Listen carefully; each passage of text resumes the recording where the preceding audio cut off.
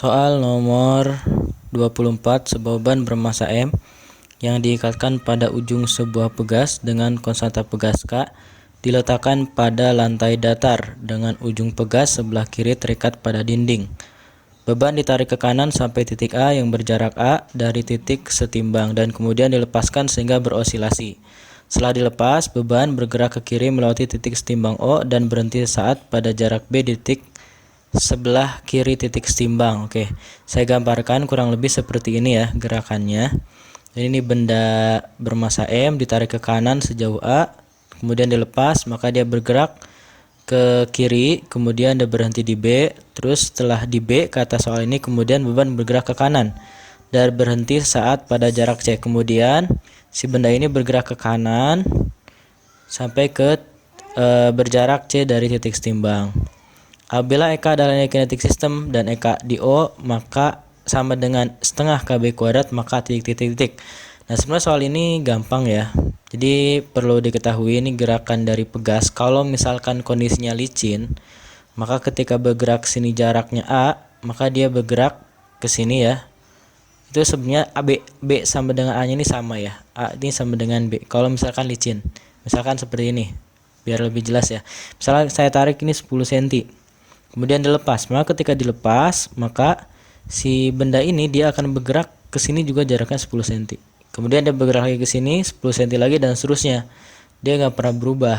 Jadi kalau licin, ya kalau kondisinya licin, kalau licin itu maka A-nya ini akan sama dengan B, akan sama dengan C juga ya. Nanti kalau misal ini ada jarak C.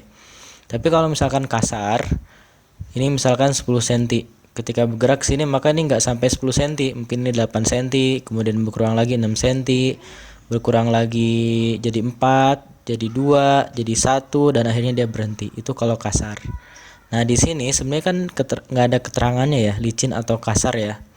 Maka kita bisa buktikan dulu apakah ini licin ataukah kasar dari keterangan ini. Energi kinetik di O sama dengan setengah KB kuadrat. Oke.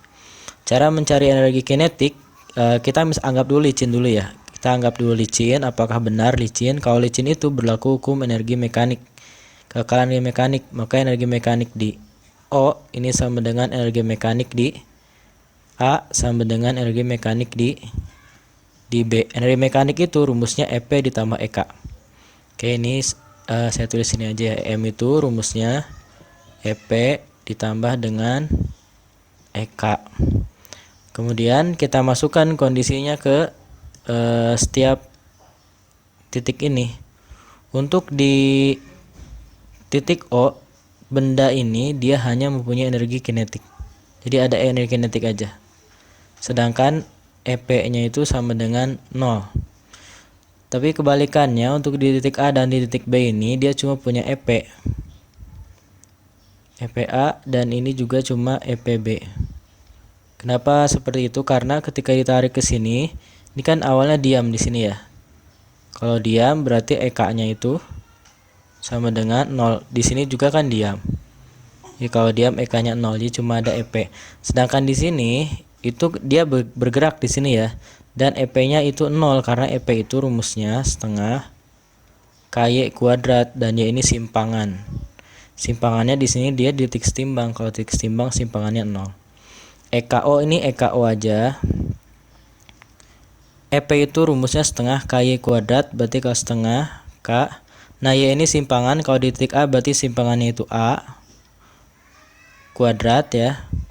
Terus sama dengan kalau di titik B berarti setengah KB kuadrat. Nah, kata soal EK di O itu, EK di O sama dengan setengah KB kuadrat. Ini kan sesuai dengan pernyataan ini ya enggak? EK di O ini sama dengan setengah KB kuadrat. Maka kita bisa pastikan yang ini ya, tinggal kita coret aja, coba kita hubungkan antara ini sama ini, kita coret, maka kita dapat A kuadrat sama dengan B kuadrat atau A-nya sama dengan B, atau kondisi ini itu dalam kondisi licin lantainya. A-nya sama dengan B sama dengan C, jawabannya yang D. Atau gini aja lah gampangnya, kalau nggak ada keterangan kasar berarti dia licin. Kalau licin berarti jarak ini itu pasti sama, seperti itu ya. Semoga bisa dipahami.